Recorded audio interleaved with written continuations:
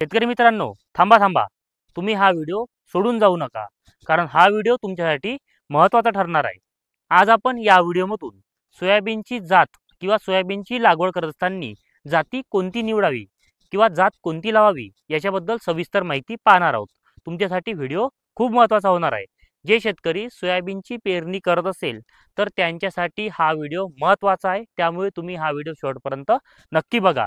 कारण सोयाबीनची जात निवडत असताना आपण जर चूक केली तर आपल्याला उत्पादनामध्ये घट येते। कारण मागच्या वर्षी जर परिस्थिती पाहिली तर संपूर्ण सोयाबीन हे जमीनदोस्त झाले होते आणि आपल्याला उत्पादन हे भेटले नव्हते। कारण आपण व्हेरायटी निवडत असताना कोणती निवडावी याच्याबद्दलच माहिती राहत नाही।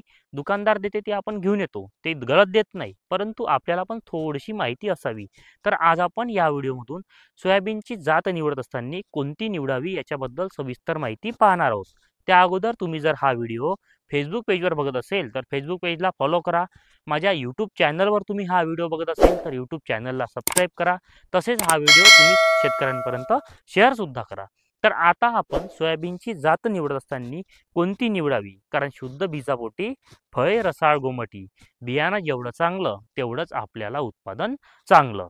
याच्यामध्ये मी काही क्रमवारी लावली आहे, त्यामधून तुम्ही कोणती एक सोयाबीनची जाते निवडू शकता।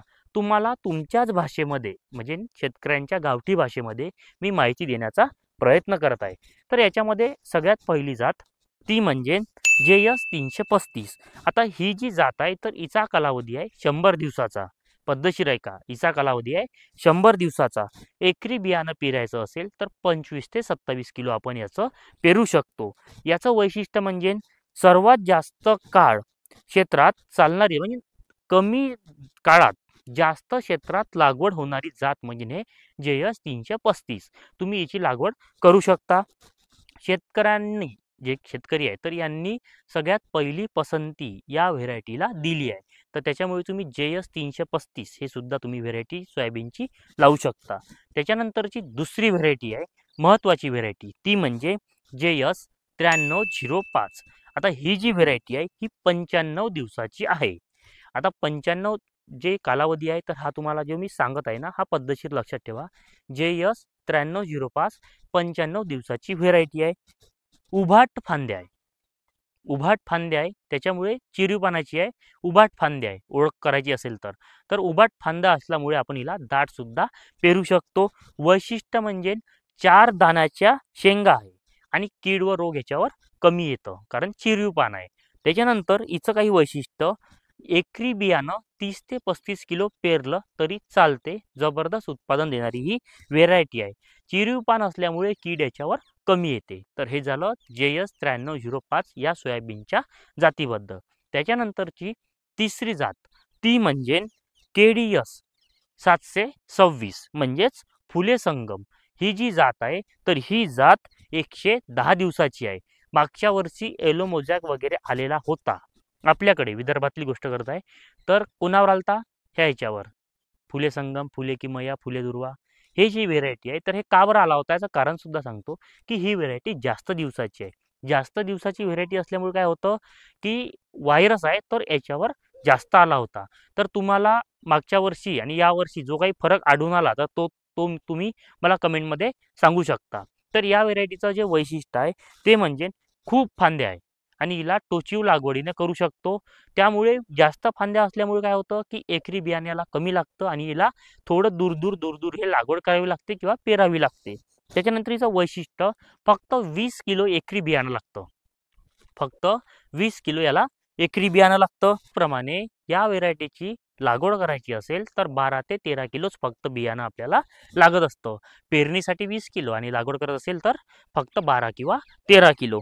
त्यानंतर हिचं जे वैशिष्ट्य आहे ती म्हणजे 20 किलो एकरी बियाणं पेरत असेल तर लागतं। उशिरा येणारी आहे, जास्त उत्पादन देणारी ही व्हेरायटी आहे। तुम्ही याची सुद्धा लागवड करू शकता। ओलताची सोय असेल तरच तुम्ही याची लागवड करावी। सगळ्यात महत्त्वाचं, ज्या शेतकऱ्यांकडे ओलिताची सोय असेल तर त्यांनीच या व्हेरायटीची लागवडी करावी। परंतु ज्या शेतकऱ्यांकडे पाणी नसेल आणि त्या शेतकऱ्याने जर लागवड केली तर त्यांना उत्पादनामध्ये घट येऊ शकते, कारण पोळा आणि दिवाळीमध्ये पाणी जातो आणि पाणी गेल्यामुळे काय होतं की याला शेवटी पाणी भेटलं नाही दाना भरण्याच्या अवस्थेत, तर आपल्याला उत्पादनामध्ये घट ही 100% ठेवली आहे. तर तुमच्याकडे सोयी असेल तर तुम्ही याची सुद्धा लागवडी करू शकता. त्यानंतरची जी जात आहे ती म्हणजे KDS 753 म्हणजेच फुले किमया. आता हे जे फुले किमया आहे हे सुद्धा जास्त काळाची जात आहे. आता कालावधी हिचा 100 दिवसाचा आहे. 100 दिवसाचा असल्यामुळे आपण हिची सुद्धा लागवड करू शकतो. वाढीचा प्रकार हिचा खूप फांद्या आहे, म्हणजे हिला खूप जास्त प्रमाणामध्ये फांद्या येतात, त्यामुळे आपण हिची लागवड दूर करू शकतो. त्याचप्रमाणे हिचं वैशिष्ट्य म्हणजे 20 किलो हिला बियाणं लागतं आणि लागवड करत असेल तर 12 ते 13 किलो तुम्ही हिचं बियाणं हे घेऊ शकता. तुमच्याकडे पाण्याची सोय असेल तर तुम्ही हिला लागवड करू शकता. कारण आपल्याकडे दिवाळी किंवा पोळ्यानंतर पाणी जातो आणि पाणी गेल्यामुळे दाना भरण्याच्या अवस्थेत जर पाणी भेटलं नाही तर आपल्याला नुकसान हे 100% ठेवलंच आहे. उत्पादन जास्त आहे परंतु काळजी सुद्धा जास्त आहे. तर ही झाली चौथी जात. त्याच्यानंतरची 5वी महत्त्वाची जात तुम्हाला खूप महत्त्वाची सांगत आहे. 5वी महत्त्वाची जात ती म्हणजे DS 9560. ही फक्त 85 दिवसाची व्हेरायटी आहे.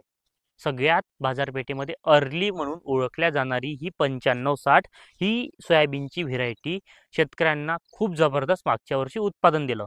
कारण याच्यावर व्हायरस सुद्धा आला नव्हता, म्हणजे कमी प्रमाणामध्ये आला आणि काढणीच्या वेळेस शेवटी आला आला असल्यामुळे काय दाना भरला होता. उत्पादन आपलं ओके. त्याच्यामुळे तुम्ही हिची लागवडी करू शकता. वाढीचा हिचा प्रकार आहे तर हे उभाट वाढणारी जात आहे. एकरी जे बियाणं आहे तर 35 ते 40 किलो हिला पेरावं लागतं. बाकी बियाणं 30 पर्यंत चालते, परंतु हिला 35 ते 40 किलो आपल्याला बियाणं हे पेरावं लागतं. तर अशा प्रकारे ही DS 9560 ही सोयाबीनची जात आहे. तर मी तुम्हाला सांगितलेल्या सोयाबीनच्या ज्या जाती आहे तर या जातीपैकी तुम्ही कोणत्याही कंपनीची कोणतीही जात लागवड करू शकता. वैशिष्ट्य सांगितले, बियाण्यांचं प्रमाण सांगितलं, ते कशी पिकते ते सांगितलं. उत्पादनाबद्दल बोलायचं झाल्यास तर तुमच्या भागानुसार तुमच्या मेहनतीनुसार तुम्हाला उत्पादन कमी जास्त हे होऊ शकते. मी सांगितल्यापैकी कोणतेही कपाशीची आहे सोयाबीनची जात तुम्ही निवडू शकता. मागच्या वर्षी तुम्ही कोणती जात लावली होती मला कमेंटमध्ये सांगा. तुम्हाला एकरी किती क्विंटल मागच्या वर्षी सोयाबीन झालं होतं, की पूर्ण येलो मोजाकनं गेलं होतं, की तुम्हाला रोटावेटर मारावं लागलं होतं, याची सुद्धा माहिती मला कमेंटमध्ये सांगा. तुम्ही हा व्हिडिओ कोणत्या जिल्ह्यामधून कोणत्या गावामधून बघत आहे याची माहिती मला कमेंटमध्ये सांगा.